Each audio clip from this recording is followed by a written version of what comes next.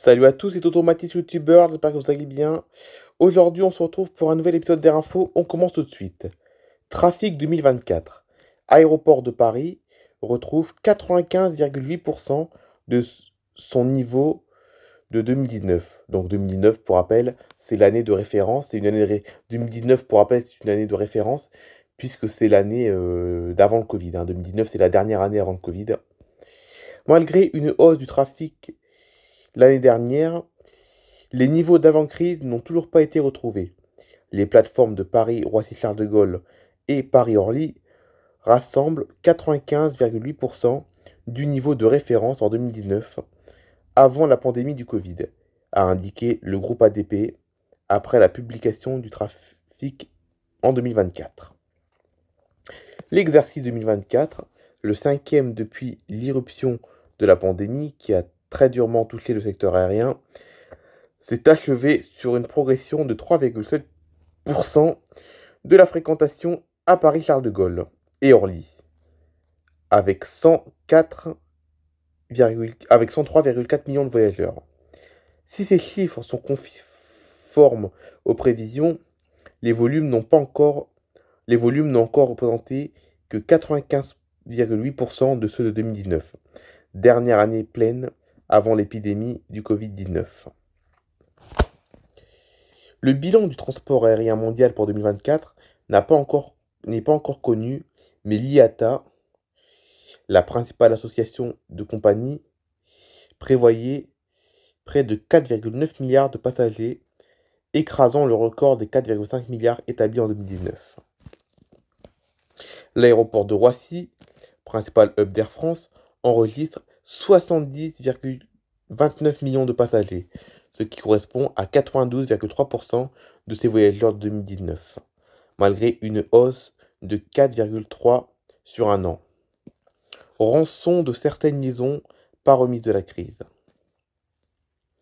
Les vols au départ ou à l'arrivée de l'Asie-Pacifique ont évolué à 85,5% des niveaux de 2019, en très forte hausse néanmoins sur un an, plus 24,3%. D'autres régions pour destination ont souffert d'un manque d'engouement.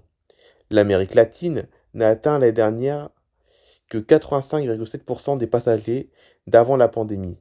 Et le Moyen-Orient, victime des conflits, se situe à 90,9% de son niveau de 2019 et chute de 3,8% sur un an.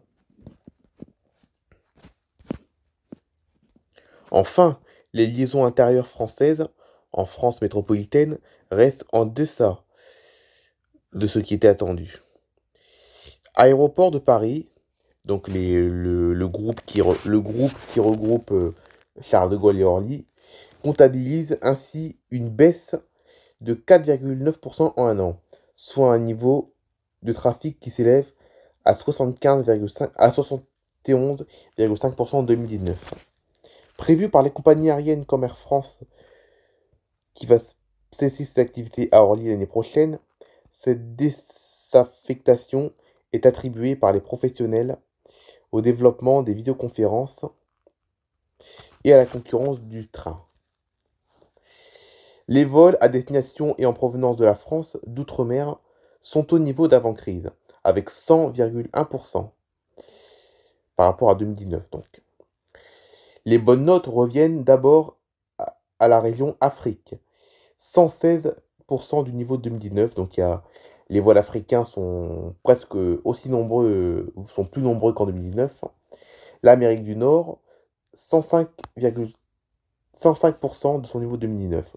Donc l'Amérique du Nord, pour rappel, c'est le Canada et les États-Unis. Donc les États-Unis et le Canada, ces pays-là, il y a plus de monde, il y a eu plus de monde qui sont allés aux États-Unis et au Canada depuis Charles de Gaulle et Orly qu'en 2019. Il y a eu plus de monde qui sont partis. Il y a plus de monde qui sont partis aux États-Unis depuis Charles de Gaulle et Orly en 2024 qu'en 2019. En gros, c'est ça. L'aéroport de Paris, l'aéroport d'Orly, au sud de Paris, enregistre 33,12 millions de passagers et bat de 4% son record de 2019, plus 2,6% par rapport à 2023. Le groupe ADP, Aéroport de Paris, donc encore une fois le groupe qui regroupe Charles de Gaulle et Orly, détenu à 50,6% par l'État français, atteint ainsi ses objectifs annuels, en particulier une augmentation du trafic passager de 3,5 à 5% pour les aéroports parisiens. En dehors de ces aéroports franciliens, le groupe ADP gère en direct ou via des partenaires 26 plateformes aéroportuaires dans le monde, quand même. D'Antalya en Turquie à Santiago du Chili, en passant par Almaty au Kazakhstan et New Delhi en Inde.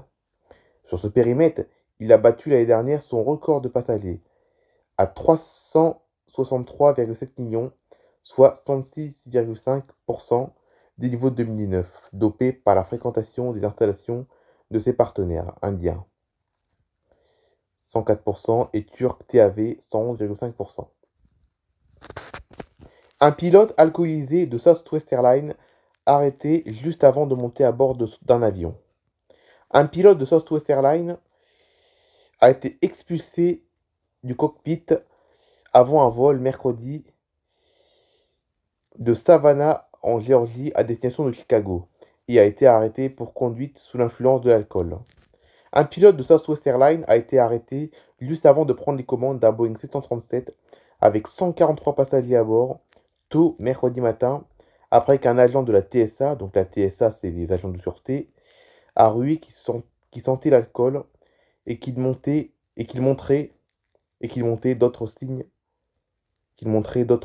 d'ivresse. Selon le bureau du shérif du comté de Chatham, David A., 51 ans, a été arrêté par le département de police de l'aéroport de Savannah, soupçonné de conduite sous l'influence de l'alcool et a été détenu sous caution de 3 500 $, ce qu'il a réglé pour obtenir sa libération. L'arrestation du pilote a entraîné un retard de près de 5 heures du vol vers Chicago, la compagnie devant trouver son remplaçant. Nous nous excusons pour la perturbation de leur projet de voyage. Rien n'est plus important pour Southwest que la sécurité de Rien n'est plus important pour Southwest que la sécurité de nos employés et de nos clients, a déclaré la compagnie dans un communiqué. Selon les règles de la Federal Aviation Administration, la FAA, les pilotes ne doivent pas consommer d'alcool dans les 8 heures précédant un vol.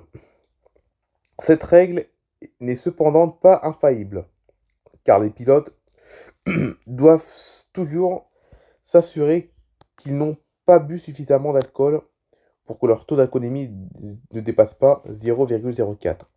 Tout facteur qui altère la capacité du pilote à effectuer les tâches requises pendant le pilotage d'un avion est une invitation au désastre, selon la FAA.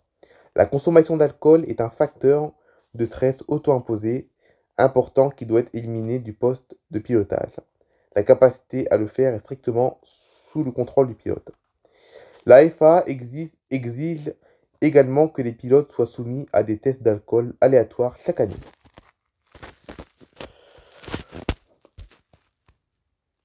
Alors, je trouve pas d'autres. Excusez-moi, pardon, excusez-moi. Ok, voilà, c'est déjà la fin de cet épisode d'Air Info. Je suis désolé, il était très court cet épisode d'Air Info. Enfin, court. Il y a eu moins d'actualité que d'habitude. Mais aujourd'hui, je suis vraiment pas en forme aujourd'hui. Parce que là, je viens de vivre 2 semaines de lycée assez compliquées. Voilà, j'ai vécu 2 semaines au lycée vraiment très compliquées même. Et la situation, voilà, je suis un peu dans une situation un peu délicate en ce moment. Et c'est surtout à cause du lycée où là, ça fait 2 semaines que j'ai eu pas mal de petits soucis au lycée. Et ça m'arrange pas dans mon mental, voilà. Ça m'arrange pas ma santé mentale, en tout cas, tous ces problèmes qu'il y a eu depuis 2 semaines. Tous ces problèmes qu'il y a eu depuis la rentrée des classes ne m'arrangent pas. Mais bon, ça va passer. De toute façon, lundi prochain, je commence mon stage, voilà. Parce que dans ma formation actuellement, dans la formation que je suis dans mon lycée, eh ben, dans ma formation professionnelle que je suis, eh ben, il faut faire un stage, 2 stages d'un mois même, faire 2 stages d'un mois, l'un au mois de janvier, l'autre en juin.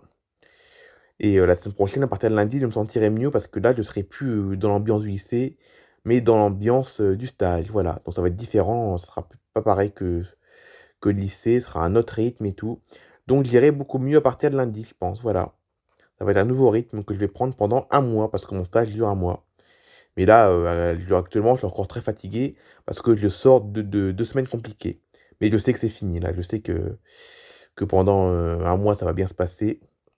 Allez, bye bye tout le monde. J'espère que ces 2 actualités vous ont plu, parce qu'il y a eu que 2 actualités aujourd'hui, hein. Il n'y a eu que 2 actus aujourd'hui, je suis désolé. Que 2 actualités aujourd'hui, c'est pas beaucoup. Mais bon, c'est comme ça. Allez, bye bye tout le monde. Je vous souhaite avant tout quand même un bon week-end.